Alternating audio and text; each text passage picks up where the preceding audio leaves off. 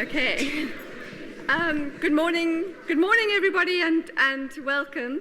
It's my pleasure to introduce Mike de Jongh, one of our most popular summer school lecturers. And I think one of the things that draws audiences to him is his deeply personal, but also very academic interest in people and their stories. And you're going to be hearing some of those stories today. Mike is Professor Emeritus and Research Fellow within the Department of Anthropology and Archaeology at UNISA, and his research interests include land rights, ethnicity, urbanization, local government, traditional leadership, and human mobility. He's the author of the wonderful book Roots and Roots, the Karoo people of the Great Karoo, which won the Hidden Curry Award for academic excellence, and A Forgotten First People, the Southern Cape Hessequa. His latest book is The Forgotten Front, Untold Stories of the Anglo-Boer War in the Karoo, and there's another book coming out soon on Kunrad de Base and his legacy. So welcome to Mike. Thank you.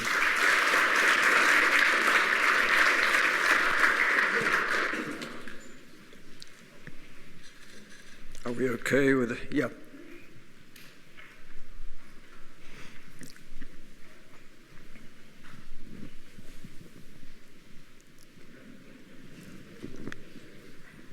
He was lining up the white ball on the red ball with his cue. Richard Devlin.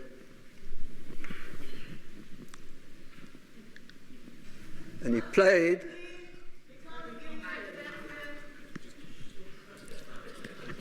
It's when you play billiards, you have this volume problem. Is that better? This was Richard Devlin, playing billiards in the billiard room of the Masonic Hotel. And he was playing with what the records say, not the records, he noted this in his diary, a long handwritten diary in an old calendar. He was playing with one of his friends, whom he called retrospectively one of the local burghers, Boers.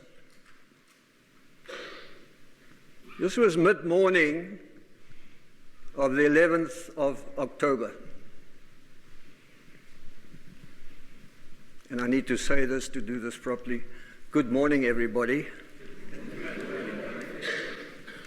Welcome in Colesberg, 1899.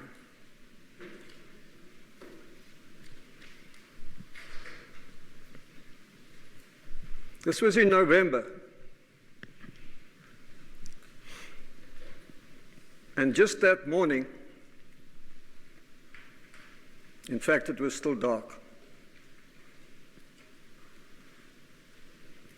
The sun was still behind what they called locally the rankies, the koppies, the ridges around the small village of Colesberg. When Dominee Scholes, still half awake, still half asleep, sorry, in his big nightshirt. Well, I don't know if he had a big nightshirt, but he was a big man. Still relaxing in this also big double bed in the pastorie, the parsonage of Colesberg, 1899. When down the passage came stomping Dickie, his son, saying, Powerpop, well, he probably said, Father, being a dominee. Father, Father. There are men galloping down the main street. On horseback, obviously. And they all armed to the teeth. Where they actually use that expression is difficult to say.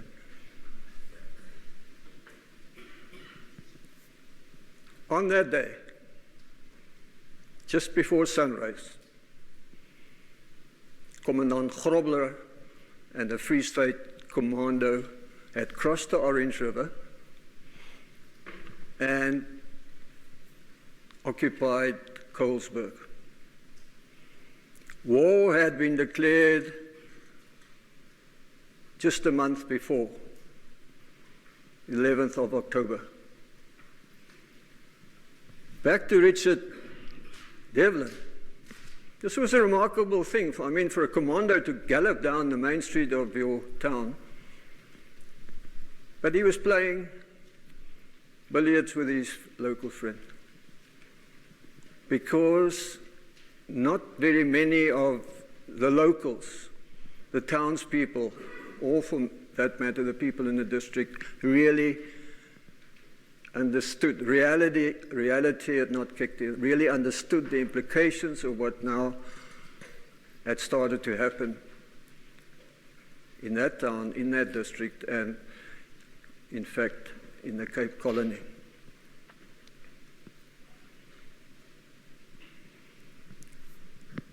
The reason why he missed the white ball, Richard Devlin, was that two armed men had burst into the billiard room. They kicked open the door, and there they were, and said, "You have to come with us," brandishing these Mausers, these rifles. Said, "Come with me." And he stood up from the table, rather upset because he'd missed this. He was going for the corner pocket. And he put his cue up against the wall, and he said, "You be damned." But they grabbed him on either side of him by his arms and said, "You coming with us?" I don't know how the burghers, the Boers, put this, but he was under arrest. And he said again, "You be damned. I'm wearing my slippers still. I just got up and we're playing for a beer." This friend of mine. And he said, "You don't have an option." So he called one of his assistants, and the assistant brought his boots. He took off his slippers and put on his boots. And then he suggested, remember he's now the manager of the Masonic Hotel, "Wouldn't you like a drink first?" And these guys put their rifles down and said, "Yeah, sure, let's have a drink." And that gave him time. He'd now put on a coat as well, a jacket. Gave him time to stuff his pockets with cigarettes and cigars from the bar. They had a drink, and then they marched him down the street and across the street, still today in the same place, in present-day Colesberg, to the courthouse, where he joined several other so-called prominent Englishmen of Colesberg. School principal, Reverend Cragg, interestingly, even a professor of music, quote unquote, a professor of music, Colesberg, 1899, in the courthouse, and that's where they were locked up, because the Boers had now occupied this town. And they were moving into the Cape Colony, having crossed from the Republic of Free State, President Stein's country. Because Free State had joined Transvaal Republic and President Kruger in this war that had now been declared. It's been defined and redefined, this declaration of war. But in a sense, England forced their hand, meaning the Boers, the two presidents. They had no option. It's not as if people, or not people, townspeople were pretty relaxed, but the two sets of military had not anticipated this. And I'll get into some detail now once we get to the slides. Incidentally, is that clear enough, or do we need to dim the lights a little bit? Is that okay? All right. Up to that day, previous day, the ebb and flow of small Karoo town life had just been carrying on. People people chatting at in the market square in front of the shops. The previous Sunday they met after church and gossiped about their neighbors, whether it be in the district or the town. The farmers chatted about this drought that they were experiencing then. See, we're being quite fashionable now in the Karoo, drought-wise, even then. But there'd also been a swarm of locusts that moved through the district at that time. That's what they were discussing. Friends. But when the sun was shining brightly on that particular day, those people in the town and the district, the neighbors, neighboring farmers, Meneer Smith and Mr. Smith became enemies, were by definition enemies. This was foisted upon them. Some had been, just thinking in terms of what's going on in Johannesburg at the moment, some of them had still been playing golf. Does this sound strange, 1890? Some of them had still been playing golf. And that was the only antagonism really in the town at that time, and tennis.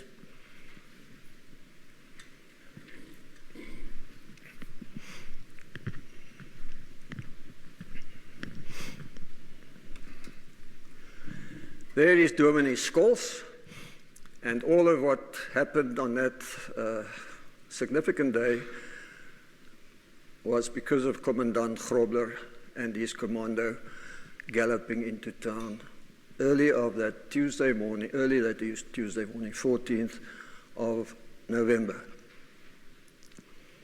They used to call his actual name is Gustav Scholes, called him Stuff Scholes. And he figures quite prominently in all or most of the activities during first the Boer occupation and later the British occupation of this little town. That's an image of Colesberg around that time.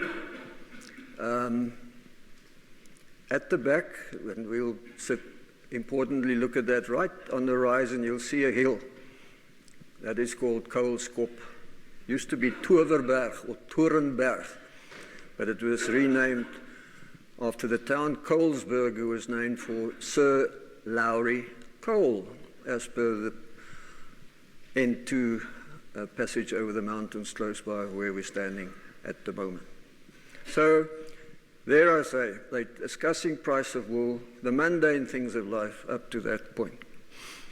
Colesberg Advertiser was the local paper, and there were these signals. The people obviously, I don't know whether it's obviously, but they were getting regular newspapers from Cape Town, from the north, and the regional paper was the Diamond Fields Advertiser, which was quite up to date, a week or 10, give or take. And in this particular edition, quite cryptically, that's not the entire excerpt from the paper, but it said, rather surprisingly, the mayor of Colesberg, Mr. T.J. Pluman, left Colesberg together with Mrs. Pluman on Wednesday evening for Cape Town on holiday. So within hours of the Boer occupation, the mayor got out of town. And rather cryptically, September 8th already, and this is now this sort of early awareness, becoming aware of what they would have thought of in farmers' terms, distant thunder, promise of rain, or possibly be a storm. The Baiting Society was still functioning, that was listed, the Cycle Club was still functioning, and in that same paper, weekly paper, on Fridays, in a column they called Table Talk, more often than not gossip talk, but that was it. And They had noted that numbers of people have been going down to the junction. That's the close by railway connection. There's a railway station a little further, but this is like a side track closer to town. They called it the junction. Daily and nightly, the people started hearing about or seeing crowded trains, and alarming rumors have from time to time been circulated. But most of them, says the paper, says the editor, have been totally untrue. Now, Susan Norwell, wife of James Norwell, those of you who have been in that environment will know there's a little village called Norwell's Point, where the bridge crosses the Orange River from Free State to Cape Colony or vice versa. She records in her diary, which is a retrospective document, and she's inclined, and I'll talk about diarists a little bit just now, she was inclined to very flowery language, and there's one hero, one important person, and everything, every day and everything that ensued for the next 2 or 3 years, and that was Susan Norwell. She was an absolutely brave farmer's wife, but also the wife of the owner and the manager of the pont, which was one way to cross the river at that stage, Norwell's Pont, Susan Norwell, wife of James Norwell. She records in this diary that she was driving on the way back to the farm, having been to town. Suddenly, in front of her, a group of Boers appeared, holding their guns in a threatening manner. She carries on in that vein and says, I gave them this cold look. And she says to herself, as if to say, who do you think you are? This was the entire commando of Boers. But looking very carefully at them, she recognized one face. And it happens to be a nephew of theirs, a young nephew. And then she adamantly fled. And what do you think you are doing here? And he looked very embarrassed, because he'd come across from the Free State. That's where he was living. But they were related. And I think this is comment on this entire exercise, this entire experience of people in that area at the time. Here's a relation of hers threatening her with a rifle. A local farmer, and the descendants are there still, the Pinas. They had no doubts about this coming war, and he started organizing a commando of locals called the Colesbergers. And they, in their way, prepared, they were training, they were stockpiling provisions, and they would gallop up and down, demonstrating that they were now ready for whatever eventuality. Just to get back to Susan for a while, on the farm, close to the Orange River, obviously close to the pond and what is now a bridge across the river, she had the laborers weeks before dig a massive chamber under one of the store rooms on her farm, quite away beyond the actual house, the farmhouse. Massive. And they lined it with cement or whatever, brick and that, and she stockpiled preserved foodstuffs in there, her best crockery, her silverware, and everything she locked up there. During this war, one Boer commando, at her husband's invitation, in fact, slept over in that, just a meter or two from all this wonderful stuff that Susan had stocked under the storeroom on the farm.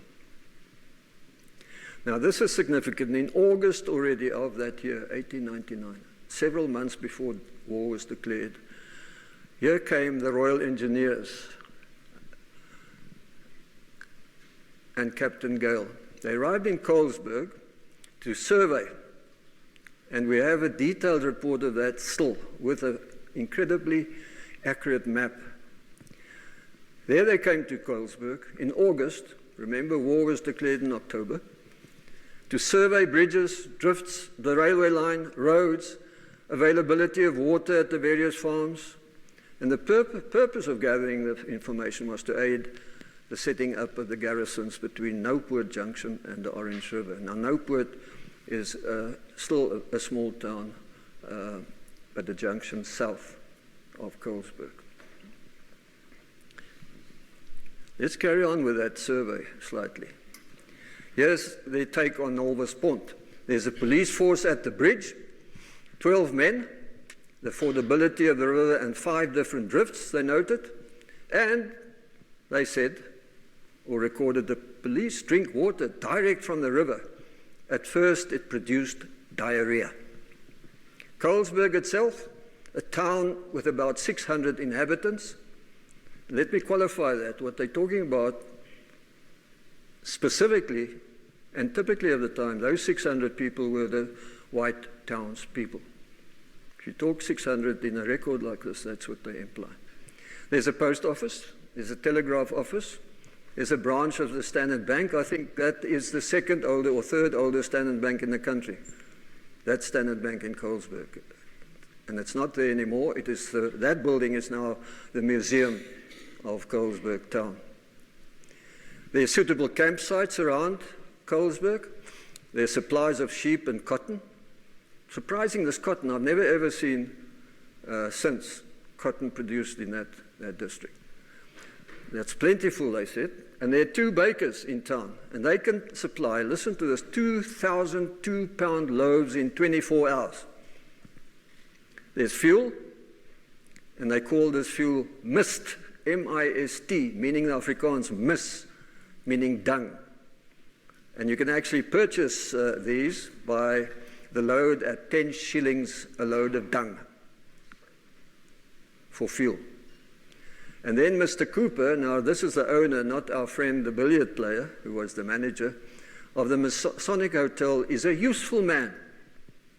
But Civil Commissioner Philpops rather lacks energy.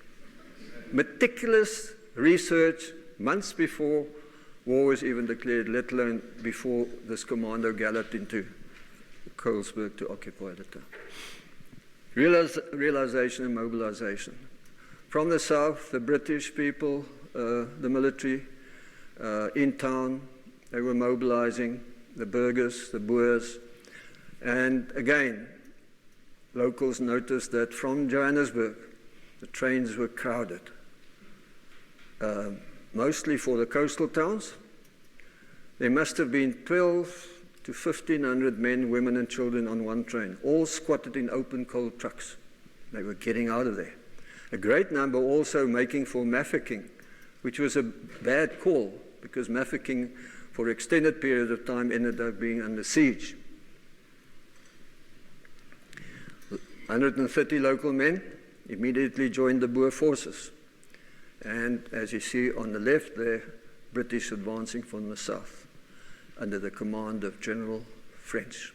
Plus minus, according to both the British and the Boer records, 2,000 troops were advancing. But at that stage, according to French, not nearly enough. It's not what he wanted. It's not what he needed. Despite what some of his youngsters, privates, and we were very fortunate in terms of the Suffolk Regiment to obtain from, I think, 12 of them private letters which they wrote home and also correspondence that they received from home.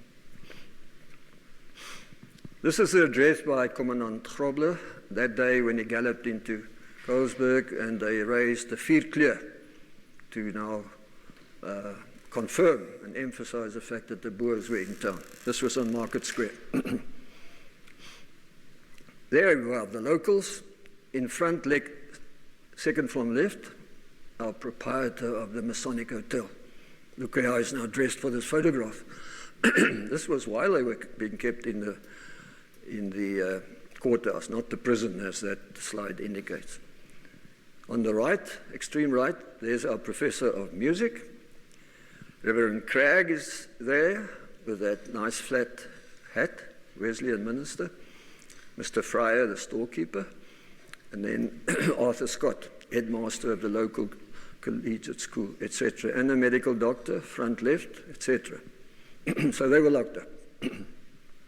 How they were identified, we do not know. And just as a little footnote, A very prominent other such English men, as they called them, Mr. Donald, was not locked up at that stage. And subsequent accidental almost research suggested that he was a member of the local Freemasons, as were, and this is surprising, some of the Boers. They were fellow Freemasons, so there's no way they were going to lock up a fellow Freemason.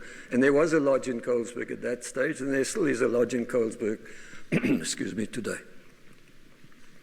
Okay, store owners had a wonderful trade at first, but then I think the money ran out and no receipts were given, and then the Boers started helping themselves. And let me just go ahead to when the British occupied the town. Ditto happened in town and happened in the district. So whichever side was occupying the town, the locals complained about such action. In real terms, we tried to find proper detail, proper factual information. The extent of that wasn't really all that significant, but obviously people will claim the one or two that had a bad experience. Okay, there's our story, the third section there on Mr. Devlin. And there's his diary, and the fact that he offered them a drink, and then he was locked up with the others. Now, to decipher a diary like that is quite a challenge. I can promise some of you have probably tried to do the same thing as well. But a valuable record, valuable information. Out in the district, remember the Pienaar that I mentioned? There's several such members or extensions of that family still in that district. The well-known farm is Slingersfontein. Very significant activity took place between the British and the Boers on that farm. In the first instance, General Clements was actually forced to leave in haste when De La Rey came into the picture. And incidentally, I wanted to mention it later. Since I've been here for a week in Cape Town and glancing at Cape Times and other papers, and the Cape Times has a section called Today. Significant happenings on a particular day, like yesterday and today, or whatever the case may be. From BC to the 1600s, to the 1700s, and yes, to the 1800s. But nowhere, not once have I seen reference to Suffolk Hill, which was a massive defeat for the British, at Slingersfontein, which was a massive defeat for the British. They mentioned, yesterday I saw, that the Boers advanced on Ladysmith in Natal, unsuccessfully. That's what's listed. Even now, in 2020, the record is rather vague in terms of the Boer successes at that time. There's Mr. Scott, our school principal. One of the worst things that happened to him straight away was that his bicycle was commandeered, because he used to move around town in the district on that quite energetically. Now, this is Hester Pienaar of the Pienaars that I mentioned, translated from the Dutch. Let's just have a look at this. My darling father, as from yesterday, the town is in a very sad, terrible state. The burghers from the Free State moved in. Their flag is flying at the market square, and they took over the magistrate's court with a magistrate and all. Yesterday, they moved through the town, 1,500 men and 37 wagons, not to mention the other carriages and the field guns. Ah, my darling father, what will happen? We hear everybody will be commandeered. Dear Papa, if Petrus must go, I don't know what I will do. Please pray for us. I mentioned the Cape Times in that particular column. Now, this book of Beckenham is iconic work on the Boer War. I think most of you will know about it, have read it, and actually possess it. It does mention battles at Talana Hill, famous or infamous, Elandslaagte, Colenso, the British defeats at Magersfontein, Stormberg, etc. But what about Colesberg? It's a book, I think, about 500 pages. And Colesberg in Beckenham has one sentence on Colesberg to indicate that this is where General French made his headquarters. One, General French never had a headquarters in Colesberg, but in Middelburg to the south. Number two spells it Colesberg, U-R-G, not Berg like a berg.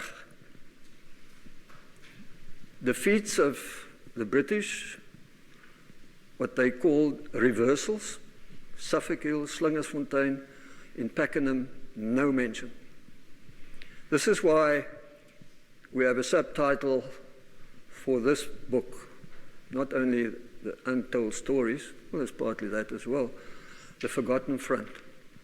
In every sense of the word, this front was forgotten, and it's meticulous. The British were known for meticulous recording.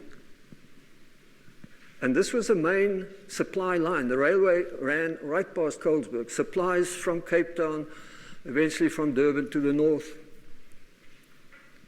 No mention. And a lot of activity. French was there. De la Rey came eventually. De Wet came eventually in the guerrilla phase of the war. Came to that district. Significant activity. No mention. Forgotten front. Untold stories. Just a comment on the left, just for information. The media started picking up on this now. That comes from a British daily. And this comes from With the Flag to Pretoria. Again, a very important document of Wilson's. And there it's listed that President Kruger, born at Rustenburg, near Colesberg, Cape Colony, October 10, 18, totally untrue. He was born that time in the old Transvaal, in a town that you might have heard of, Rustenburg, not a farm near Colesberg at all. But in that same document, and next to the same comment about Kruger's place of birth, there's another picture of the then Colesberg, a small town. Just an indication, that's Colesberg in the middle. Note Col Scope to the left, significant activity there eventually. At this stage, the front, the British front, was to the south of this Colesberg, as you can see. The Boers were to the north and mostly to the east. And it's all indicated by that map, the actions around Colesberg at the time. Now, here's one of those letters, or excerpt from one of those letters of these youngsters. Some of them were 18 years old. Never been to battle. Certainly have never been in such harsh conditions. This was summer in the Karoo. We marched to Rensburg. This is a siding south of Colesberg. Stopped the night and marched to Colesberg the next day. You would look if you were to see me. I have not had a chance to wash for 3 days, and we have not had our boots off for a week. That's why they don't take them off ever, you know. So we are getting some of the hard times. I think we shall be glad when it's all over. We have got 2,000 Boers surrounded, inaccurate. That didn't happen at that stage, but that's the intelligence, the information they must have obtained at that time. And General French is going to starve them out. That didn't happen at that stage. Now the diaries. The left, 2 Gardner sisters, and Jane Gardner is the one on the right. There's our Susan Norwell from Norwell's Pont, and this Maria Scholes is the wife of our Dominee staff, Scholes. And then Jan Efseleer, probably in terms of every single Anglo-Boer War activity in and around Colesberg, the most meticulous recorder. And he was the secretary to Commandant Grobler. And surprisingly, amazingly, I suppose, he was totally objective most of the time in terms of what he recorded, as opposed to all the other diarists. And also we have listed in the corner there our friend Richard Devlin, but his diary was mostly kept when he was in custody, as it were. And interestingly, that diary displays mundane things, not more troops galloping down in the courthouse, which was not far from the main road, that they would get into arguments, that they wouldn't know what to do the next day. They would wait because they would march them out of town to a dam and a fountain where they could wash. They looked forward to that. On Sundays, they bribed the guards to leave the doors open so that they could hear the music from the Wesleyan church, which was almost next door. That's mostly not so much about the activity, the military activity around. But now diarists, people have done specific research about diaries and diarists. And they have found that not a single diarist ever keeps a diary for her or his own purposes only. They always, subconsciously even, sometimes, have an audience in mind. They're also writing for somebody else. Now we have a massive contrast here, and we were fortunate to have access to Jane Gardner's very detailed daily diary, ditto Maria Scholl's. As I said, Susanne Norwell was retrospective when she did that.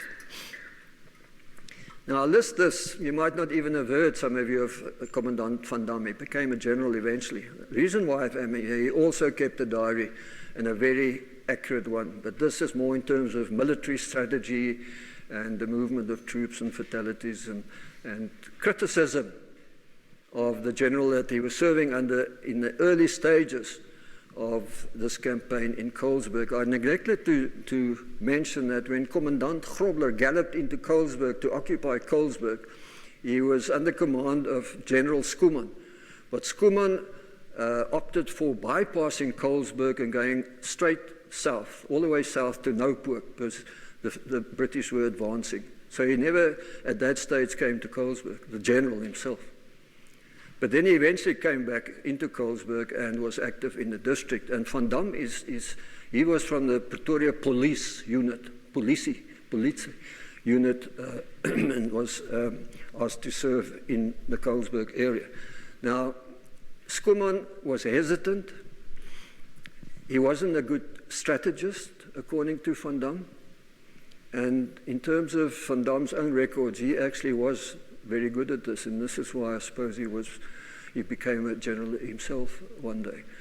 It was so bad that eventually the Boers called back Schoolman, withdrew him from the battle scene, and in fact they accused him of being what they called a hands-upper, that he was now saying, okay, I'm now not fighting for the Boers anymore. So they locked him up for a while up in Pretoria, but then he wasn't really a threat, so they said, you can now go home. So he went back to his farm eventually, while the war was still on. This is in 1901. And he had taken from the Colesberg battlefield, he'd taken a shell with him as a memento, a souvenir. It was dented and all of that, and dented to the extent that he could then use it as an ashtray. And here's the last bit of the story. He was sitting at home, having lit his pipe, and just threw the match into this ashtray and exploded, and he was killed on the spot.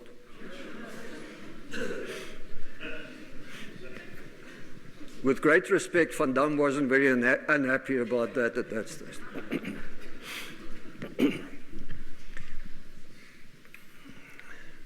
Enemy encounters.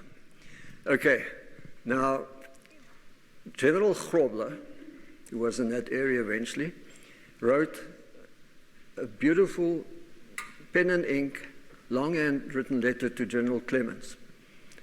Say, dear General, I have a copy of that. As far as the authenticity is concerned, that letter has been, the original has been in the James Campbell collection, that family. And we got a copy of that. Dear General, trust that you are still in good health. This is a poor general writing to a British general. May I suggest the following? Just to give our soldiers some respite. Whether he actually could write this kind of English, I'm not sure. Maybe as a secretary who could. And I would suggest that we have a friendly game of cricket. One small problem, though. We do not have a bat, ball, or wickets.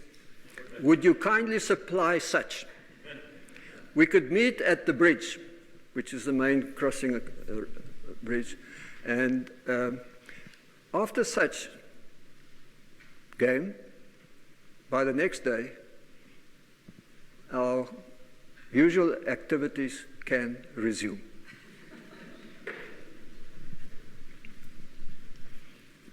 Enemy encounter. Prisoners, they captured some. Sorry, this drawer is a bit, sorry about that. Are we okay? Yeah. They captured some Boers, eventually the British, when they occupied Colesberg. And 3 Boers that they captured were sent by train down to Cape Town. And only as prisoners, when they were put on a prison ship in Table Bay, that they discovered that they were actually 3 females, 3 women. They were wearing the loose sort of Boer-type clothing. Enemy encounter. And then our cavalry officer, James Stevenson Hamilton, when the British were advancing from the south, he was at first stationed on a farm. It was his headquarters called Jasfontein. That farm is still there. People are still there. They were given permission to use the farmhouse. It's not far from the station, Arundel, and he was sort of keeping a lookout for activities around that. And on a particular day, he saw 2 Cape carts making their way across the Karoo veld. And when he came up, he saw that they were 2 fair rebels, and he thought probably carrying information. 2 blonde females from town, from Colesberg, galloping out into the district. He allowed them to outspan at this house. The farmer's name was Kotsia. And some of the men who weren't on duty at the time were at the house. And these females one of them ended up playing the piano. The soldiers and the girls started singing. And now our cavalry officer was on the stoop, still looking out in the field in case of something happening. And he heard this, and he was quite intrigued by the fact that there's music and kind of friendship. But then he started hearing giggling. And then he turned his survey to the window and looked inside, and they weren't only giggling, some of them were kissing these girls. So he immediately told these rebels to get on their Cape carts and to go back to Colesberg. Enemy encounter.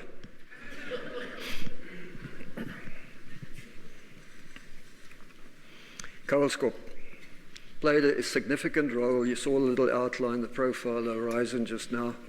Managed to get this image of that by flying with a local farmer in his light plane. He had a very rudimentary airstrip on his farm, and a very short one, I thought. And I had 3 cameras with me, 3 different. I wanted black and white color, etc. So I was concentrating on this and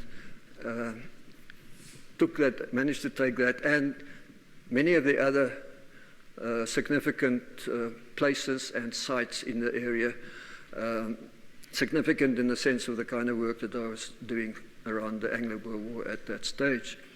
And eventually and I must say my head was sort of spinning because you're looking through a camera lens and the way he was flying. And I said, well, I can't see Col Scope properly. And he would just bank the fin. And he says, well, I said, next to the Sequoia over there was something happening. We need to bank, and I'd hang out. He actually took the door off, the left-hand door of the thing. I had a belt around me, and I was hanging out there. And then I would take, and then he'd upright say, you got that? I said, no, it goes down again, so flying. And then we got back to his farm, and he said, we just do a few bypasses because there was some sheep on this little strip, and he'd fly back and go sort of, the sheep would go away, and we'd turn around, and some sheep would come back, and he'd chase the sheep away.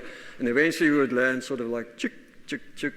And I said, wow, that was something. He says, yeah, I think I'm getting along. That I don't have a license for this plane, nor do I have a flying license.